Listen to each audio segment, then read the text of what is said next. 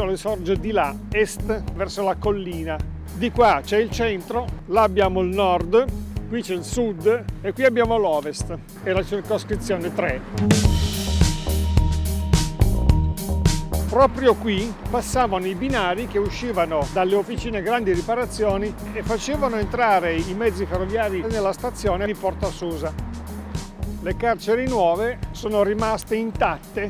Qualcuno ricorda ancora i camion carichi di ebrei, di partigiani, di antifascisti. Da questa parte del Pala Giustizia c'era il foro boario. Si attraversava la strada e qui c'era il grande edificio del mattatoio o ammazzatoio comunale, come ufficialmente si chiamava. Il bue grasso bollito piemontese si fa con questi animali che venivano macellati qui. Siamo in Piazza Robilant, che è l'ombelico di Borgo San Paolo. La Fiat era entrata e aveva creato una divisione nuova, giusto appunto per modificare il modo di produrre. Prima la Lancia, io ho avuto modo di vederla proprio diciamo nella sua agonia, pur adottando anche lei sistemi come le catene di montaggio e il taylorismo, così come viene inteso, lasciava però un margine di umanità alle persone.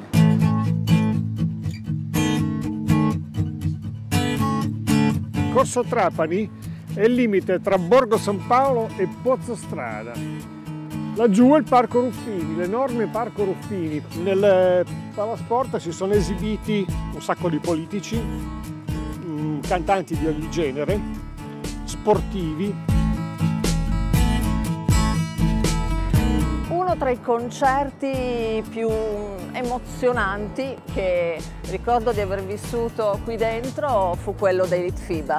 Io ero una di quelle seguaci particolarmente accese che veniva davanti al Palasport ore e ore prima che aprissero i cancelli, poi faceva la corsa per andare sotto il palco. Io mi sono trasferita dalla Crocetta, quella un po' con la puzza sotto il naso, lo ammetto, a Cenisia e mi ci sono affezionata subito. All'epoca lavoravo in una televisione locale e ci trovammo a seguire quello che fu l'arrivo dei profughi, circa 300, nell'ex Clinica San Paolo di Corso Peschiera. I disagi erano percepiti dai cittadini. Non ci furono mai però episodi di intolleranza, anzi molti dei commercianti della piazza Sabotino, molti degli abitanti portavano dei vestiti, davano un aiuto.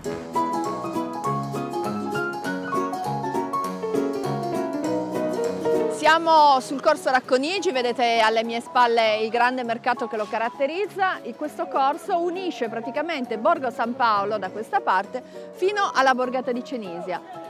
Alle mie spalle qui la FIP, quello che oggi viene chiamato il Lingottino, la fabbrica italiana pianoforti. Comunque questo palazzo ha una sua storia anche proprio come architettura, perché è uno dei primi palazzi costruiti in cemento armato. È costruito nello stesso periodo del più famoso Lingotto, fatto dall'architetto Matteo Trucco, ma negli stessi anni, infatti ci assomiglia molto, è più piccolo, ha lo stesso tipo di finestratura. In questa fabbrica lavoravano tantissimi falegnami, artigiani di alto livello, ma non lavoravano solo loro, c'erano anche i bambini. C'era bisogno di bambini perché le piccole mani dei bambini servivano a costruire le parti più sottili, più fini del pianoforte, il punto in cui passano le corde intorno ai martelletti. E quindi spesso gli anziani di questa zona raccontano di come il direttore della FIP andasse all'oratorio della chiesa di Gesù Adolescente per cercare i bambini.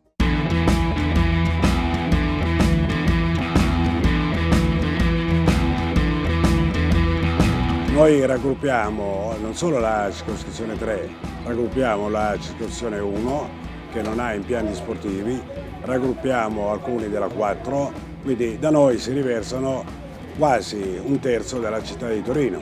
Il Cenisia fu fondato nel 1919 a ridosso della fine della Prima Guerra Mondiale da un gruppo di operai del Borgo San Paolo. In questa zona era tutto prato, prati e boschi. Dalle Violette decisero di prendere il colore delle maglie. Sono 24 anni che sono presidente e tutta la mia attività l'ho sempre svolta in funzione di quello che è la crescita sportiva e soprattutto umana da parte dei ragazzini, e vedo una fragilità nei giovani rispetto ai giovani che eravamo noi nelle OGR nel 72. Operai che arrivavano dalla Sicilia, dalla Calabria, dalla Campania, dal Veneto, c'era una solidarietà tra i ferrovieri che oggi forse si rimpiange.